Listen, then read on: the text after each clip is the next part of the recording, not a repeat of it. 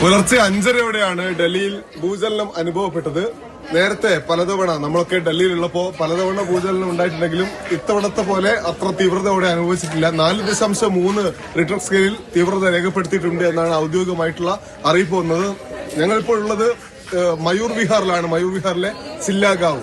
ഇവിടെ ഇപ്പോൾ തന്നെ നമുക്ക് ദൃശ്യങ്ങളിൽ കാണാം. ആളുകളൊക്കെ ഈ സമയത്തും പുറത്തേക്ക് ഇറങ്ങി നിൽക്കുകയാണ്. അതായത് ഭൂചലനം ഉണ്ടായി, വീണ്ടും തുടർച്ചലനം ഉണ്ടാകുമോ എന്ന ഭയമുണ്ട്. അതുകൊണ്ട് തന്നെ ആളുകൾ പുറത്തേക്ക് ഇറങ്ങി നിൽക്കുന്നതിന്റെ കാഴ്ച കാണാം.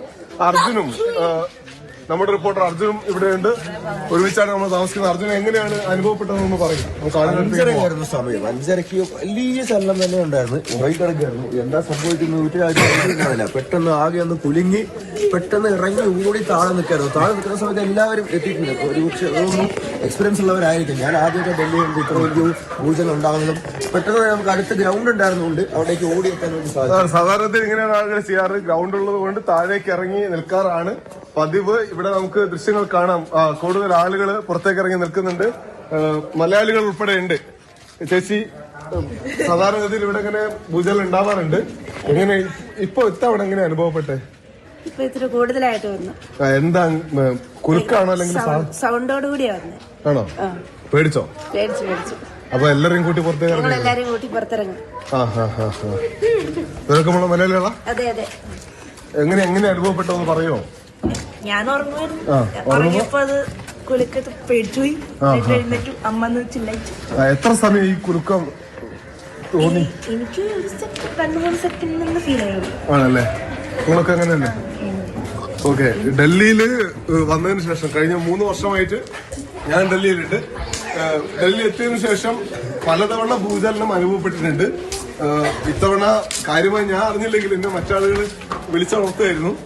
പക്ഷെ അനുഭവിച്ച ആളുകളൊക്കെ പറയുന്നത് കുറച്ചുകൂടി തീവ്രമായ കുലുക്കം അനുഭവപ്പെട്ടിട്ടുണ്ട്. ആ കുഞ്ഞിനൊക്കെ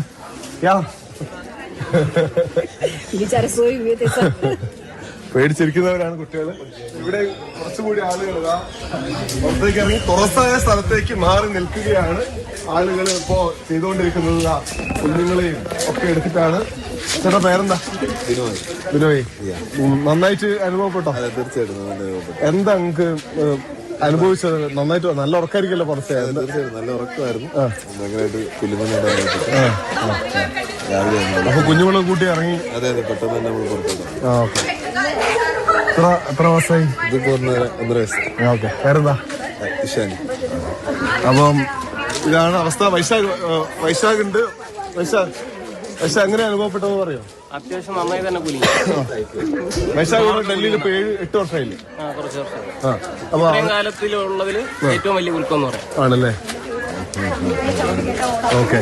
അപ്പൊ അർജുനെ ഇറങ്ങി ഓടി രക്ഷപ്പെട്ടായിരുന്നില്ലേ?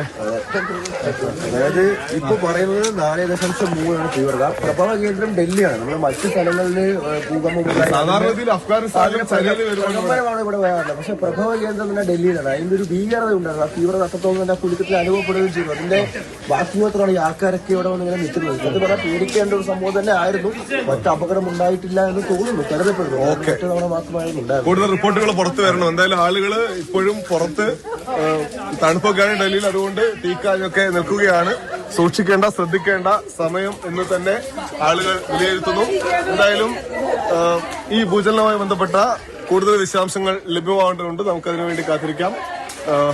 ക്യാമറമാൻ ഇപ്പോ ഈ ദൃശ്യങ്ങളൊക്കെ പറത്തിക്കൊണ്ടിരിക്കുന്നത് ജിഷ്ണുവാണ്. ജിഷ്ണുവിനും വൈശാഖ് ജയപാലിനും അർജുൻ പീതാംബരനുമൊപ്പം ഡൽഹിയിൽ നിന്ന് അനൂപ് ദാസ്, മാതൃഭൂമി ന്യൂസ്.